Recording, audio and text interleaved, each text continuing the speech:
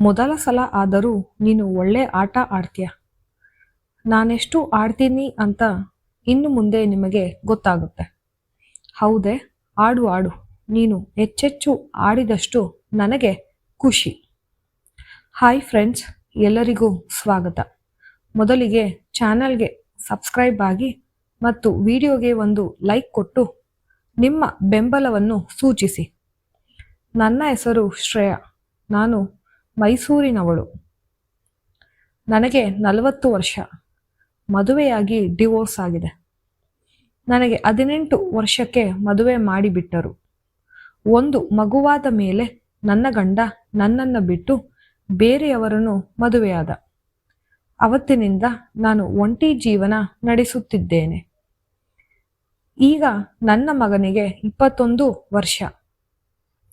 ನಾನು ಇಷ್ಟು ವರ್ಷ ನನ್ನ ಆಸೆ ಎಲ್ಲವನ್ನು ಮಗನಿಗೋಸ್ಕರ ತ್ಯಜಿಸಿ ಇದ್ದೆ. ಮೊದಲು ನನ್ನನ್ನು ಅಷ್ಟೇ ಪ್ರೀತಿಸುತ್ತಾನೆ, ಗೌರವಿಸುತ್ತಾನೆ. ನನಗೂ ಅವನೆಂದರೆ ಪ್ರಾಣ, ಅವನಿಗೂ ನಾನೆಂದರೆ ಪ್ರಪಂಚ.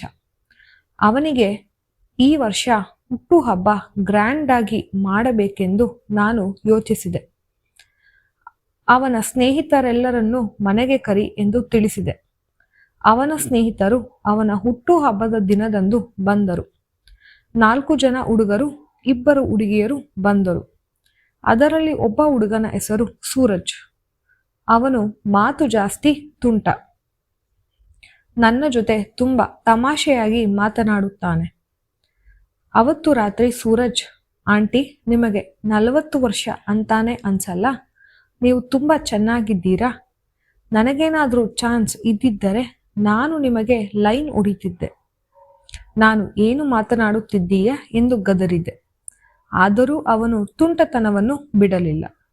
ಇಲ್ಲ ಆಂಟಿ, ತಮಾಷೆಯಲ್ಲ. ಆಯ್ತು, ಮೊದಲು ನಿನಗೆ ಯಾರು ಗರ್ಲ್ ಫ್ರೆಂಡ್ ಇದ್ದಾರೆ ಎಂದು ಹೇಳು ನನಗೆ. ಯಾರೂ ಇಲ್ಲ ಆಂಟಿ. ನಿಜವಾದ ಪ್ರೀತಿ ಬೇಕಿಲ್ಲ ಈಗಿನ ಕಾಲದವರಿಗೆ.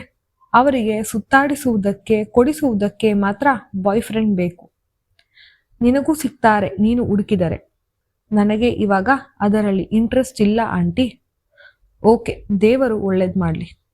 ಬರ್ತ್ಡೇ ಪಾರ್ಟಿ ಅವತ್ತಿಗೆ ಮುಗಿಯುತ್ತದೆ. ಇದಾದ 1 ವಾರಕ್ಕೆ ಸೂರಜ್ ಮತ್ತೆ ನಮ್ಮ ಮನೆಗೆ ಬಂದ. ಅವನು 1 ವಾರ ಕಾಲೇಜ್ಗೆ ಹೋಗಿಲ್ಲವೆಂದು ನೋಟ್ಸ್ ತೆಗೆದುಕೊಳ್ಳೋಕೆ ನಮ್ಮ ಮನೆಗೆ ಬಂದಿದ್ದ. ನನ್ನ ಮಗ ಗಾಡಿ ಸರ್ವಿಸ್ ಮಾಡಿಕೊಂಡು ಬರುತ್ತೇನೆ ಎಂದು ಶೋರೂಮ್ಗೆ ಹೋಗಿದ್ದ. ಅವನು ಬರಲು ಲೇಟಾಗುತ್ತೆ, ನೀನು ಸಂಜೆ ಬರ್ತೀಯಾ ಎಂದು ಕೇಳಿದೆ. ಆಂಟಿ ಫೋನ್ ಮಾಡಿದೆ, ಅವನು ಬೇಗ ಬರ್ತೀನಿ, ಮನೆಯಲ್ಲಿ ಇರು ಎಂದು ಹೇಳಿದ್ದಾನೆ. ಸರಿ ಆಯ್ತು, ಇಲ್ಲೇ ಕೂತ್ಕೋ ಎಂದು ಸೋಫಾದ ಮೇಲೆ ಕೂರಿಸಿದೆ. ಕಾಫಿ ತೆಗೆದುಕೊಂಡು ಬರುತ್ತೇನೆ ಎಂದು ಕಾಫಿ ಮಾಡಲು ಅಡಿಗೆ ಮನೆಗೆ ಹೋದೆ. ಸೂರಜ್ ನನ್ನನ್ನು ದಿಟ್ಟಿಸಿ ನೋಡುತ್ತಾನೇ ಇದ್ದ. ಅವನ ಕಣ್ಣಿನಲ್ಲಿ ಏನೋ ವಿಚಿತ್ರವಾದ ನೋಟವಿತ್ತು, ತುಂಟತನವಿತ್ತು, ಆಸೆ ಇತ್ತು. ಕಾಫಿ ಮಾಡಿ ಅವನಿಗೆ ಕೊಟ್ಟೆ. ಕಾಫಿ ಹೇಗಿದೆ ಸೂರಜ್ ಎಂದು ಕೇಳಿದೆ. ನಿಮ್ಮ ಹಾಗೆ ತುಂಬಾ ಸಿಹಿಯಾಗಿದೆ. ಇವತ್ತು ನೀವು ಉಟ್ಟಿರೋ ಸೀರೆ ತುಂಬಾ ಚೆನ್ನಾಗಿದೆ. ನಿಮ್ಮಿಂದ ಈ ಸೀರೆಗೆ ಒಂದು ಮೆರುಗು ಬಂದಿದೆ. ನನಗೂ ಸೀರೆ ತುಂಬಾ ಇಷ್ಟ. ನಿನಗೆ ಯಾಕೆ ಸೀರೆ ಇಷ್ಟ? ಅವನು ತುಂಟ ನಗೆಯನ್ನು ಬೀರಿ, ನಿಮಗೆ ಗೊತ್ತಿಲ್ವಾ ಆಂಟಿ ಎಂದು ಕಿಚಾಯಿಸಿದ.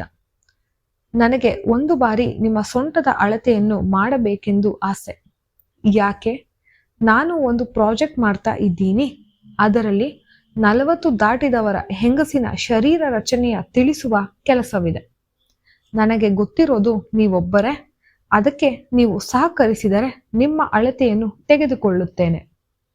ಅಳತೆ ಮಾತ್ರ ಅಲ್ವಾ, ತೆಗೆದುಕೋ. ನನ್ನ ಹತ್ರ ತೆಗೆದುಕೊಂಡು, ಟೇಪ್ ಹತ್ರ ಇದೆ, ತೆಗೆದುಕೊಂಡು ಬರುತ್ತೇನೆ.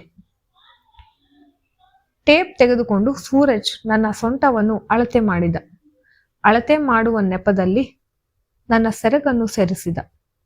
ನನ್ನ ಮೈಮಾಟವನ್ನು ಆನಂದಿಸಿದ.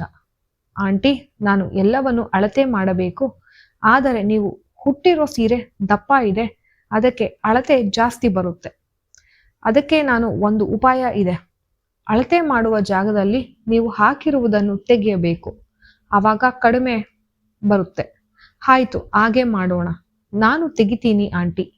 ಎಲ್ಲವನ್ನು ಕಳಚಿದ ಸೂರಜ್ ನಿಧಾನಕ್ಕೆ ಎಲ್ಲ ಅಳತೆ ತೆಗೆದುಕೊಂಡು ಅಳತೆ ಮಾಡುವ ನೆಪದಲ್ಲಿ ನನ್ನನ್ನು ಸಂತೃಪ್ತಿಸಿದ. ಅವನಿಗೆ ಇದು ಮೊದಲ ಸಲ ಆಗಿತ್ತು. ಆದರೂ ತುಂಬಾ ಚೆನ್ನಾಗಿ ಆಟವನ್ನು ಆಡಿದ. ಒಳ್ಳೆ ಅನುಭವಿ ಆಟಗಾರನಂತೆ. ಸೂರಜ್ ಅಂದಿನಿಂದ ಆಟವಾಡಬೇಕೆಂದಾಗಲೆಲ್ಲ ನನ್ನ ಹತ್ರ ಬರ್ತಿದ್ದ ಮತ್ತು ಅವನ ಪ್ರಾಜೆಕ್ಟ್ ಮುಗಿಯುವವರೆಗೂ ನನ್ನನ್ನು ಬಿಡಲಿಲ್ಲ. ಸೂರಜ್ ತುಂಬಾ ಒಳ್ಳೆ ಹುಡುಗ. ತುಂಟ, ಆಸೆ ಜಾಸ್ತಿ. ಬಹಳ ವರ್ಷಗಳ ವಿರಸದ ತೃಪ್ತಿಯನ್ನು ನನಗೆ ನೀಡಿದ ಸೂರಜ್ ನನಗೆ ತುಂಬಾ ಇಷ್ಟ. ಹೌದು ಸ್ನೇಹಿತರೆ, ಈ ವಿಡಿಯೋ ನಿಮಗೆ ಇಷ್ಟವಾಗಿದ್ದರೆ ದಯವಿಟ್ಟು ಲೈಕ್ ಮಾಡಿ. ಹೆಚ್ಚೆಚ್ಚು ವಿಡಿಯೋಸ್ಗೆ ನನ್ನ ಚಾನೆಲ್ನ ಸಬ್ಸ್ಕ್ರೈಬ್ ಮಾಡಿ. ಧನ್ಯವಾದಗಳು.